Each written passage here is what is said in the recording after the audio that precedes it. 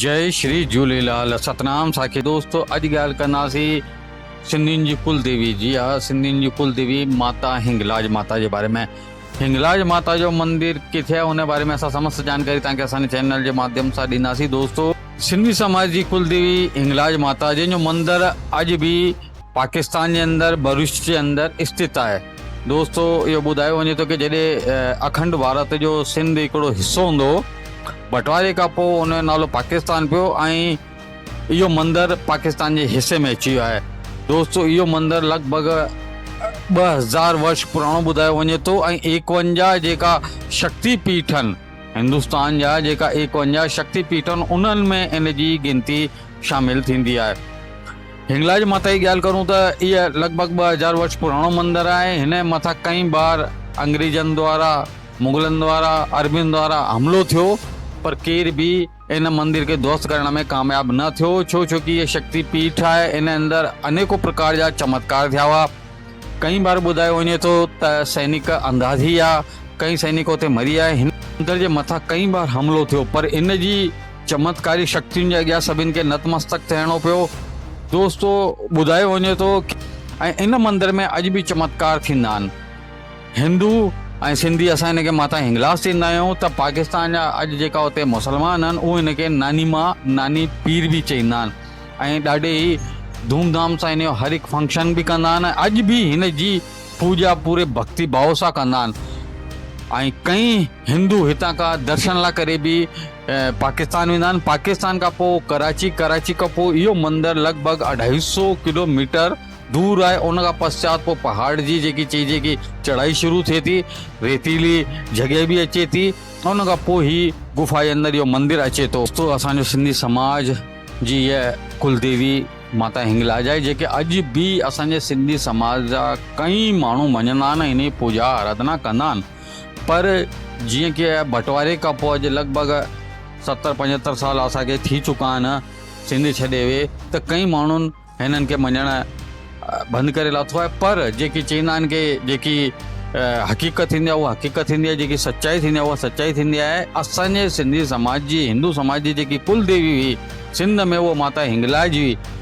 मान्यता इहा आहे कि जेॾीमहिल माता पार्वतीअ पंहिंजे पाण खे सती कयो वई, त उन टाइम ते शंकर भॻवानु हिननि खे कुल्हे ते खणी करे निकिता हुआ ऐं शंकर भॻवान जो तांडव रोकण लाइ करे भॻवानु विष्णु पंहिंजे सुदर्शन सां माता सतीअ जा 51 जेका टुकड़ा कया हुआ, उन्हनि मां हिकु टुकड़ो इहो हिन गुफ़ा में अची, हिन पहाड़ी ते अची किरियो हो।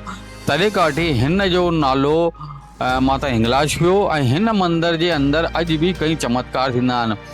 अॼु बि हिन अंदरि हिकु प्रकार जो हिकिड़ो चीज कि अग्निकुंड ठाहींदा आहिनि लॻभॻि 10 फुट जो, उन अंदरि माण्हू नंगो पेर हलंदा आहिनि ऐं उन्हनि जी अहिड़ी मान्यता आहे कि हिन कुंड में हलण सां उन्हनि जी मनोकामना पूरी थींदी आहे। ऐं तंहिंजे अलावा जेका उते जेका पाकिस्तानी मुसलमान आहिनि उहे बि हिनखे अॼु ॾाढे ई जेके चईंदा आहिनि कि धूमधाम सां गॾु हिन हर हिकु कार्यक्रम कंदा आहिनि, पूॼा आराधना कंदा आहिनि ऐं हिनखे नानी मां चईंदा आहिनि ऐं नानी पीर बि चईंदा आहिनि। जीअं कि असां सिंधी हिंदू माता जी पूॼा आराधना कंदा आहियूं, त ठीकु हूअं ई जेका उते जा मुसलमान भाउर आहिनि उहे बि कुझु हिन तरीक़े सां पूॼा कंदा आहिनि। ॻियारो कपिड़ो खणंदा आहिनि, अगरबत्ती, इत्र, फुलेल, सिरणी ऐं तंहिंजे अलावा जेकी चीज की अगरबत्तियूं वग़ैरह चढ़ाईंदा आहिनि ऐं हिनखे नानी मां सां संबोधित कंदा आहिनि कि असांजी नानी मां आहे ऐं नानी पीर बि चईंदा आहिनि। ऐं उन्हनि जी एतिरी जेकी चीज की वधीक आस्था आहे कि चईंदा आहिनि कि जेकी मनोकामना असांजी किथे पूरी न थींदी आहे उहा असांजी हिन हिंगलाज माता जे मंदर में अची करे पूरी थींदी आहे। अॼु बि दोस्तों ॾाढी ताजुब जी ॻाल्हि आहे कि अॼु जे ॾींहुं बि इन पहाड़ी ते पाकिस्तान जा लाखों गैर हिंदू यानी कि मुसलमान भाउर जेका उते रहनि था, तमामु हिंदू जेका सिंधियुनि खां डिवाइड थी करे मुसलमान थिया आहिनि, उहे अॼु बि हुनखे पूॼंदा आहिनि ऐं तंहिंजे अलावा ॿी क़ौम जा आहिनि मुसलमान बि उते हिननि खे पूॼंदा आहिनि ऐं परियां परियां खां हिन जा दर्शन इत्यादि करण लाइ करे ईंदा आहिनि। हाणे सवाल इहो अचे थो कि हीउ मंदरु आहे किथे, त दोस्तों इहो मंदरु अथव पाकिस्तान जे अंदरि।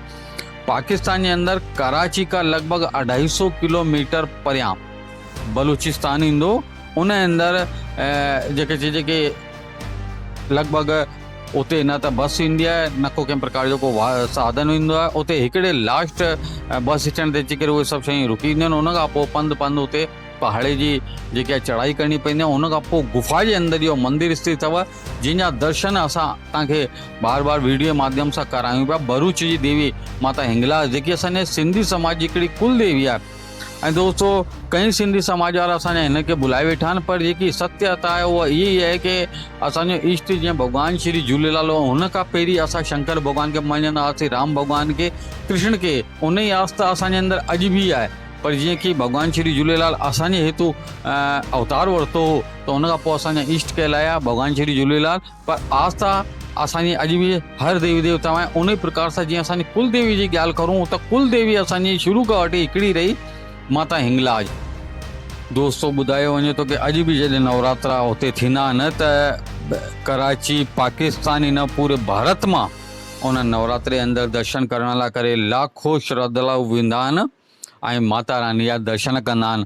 त दोस्तों इहा ॻाल्हि जेकी अद्भुत जानकारी आहे असांजी युवा पीढ़ी खे ज़रूरु ॿुधाइणी घुरिजे की असांजे सिंधियुनि जी जेकी कुल देवी केरु आहे। असांजे सिंधियुनि जी कुल देवी आहे माता हिंगलाज ऐं हुन जो इतिहास असां हिन असांजे वीडियो जे माध्यम सां तव्हांखे ॿुधायोसीं की इहा लॻभॻि 2000 वर्ष पुराणो मंदिर आहे ऐं 51 जेका शक्तिपीठ आहिनि उन्हनि में माता हिंगलाज जो नालो बि वठंदा आहिनि। उहो बि हिकिड़ो शक्तिपीठ आहे असांजो। जय माता दी, जय श्री झूलेलाल।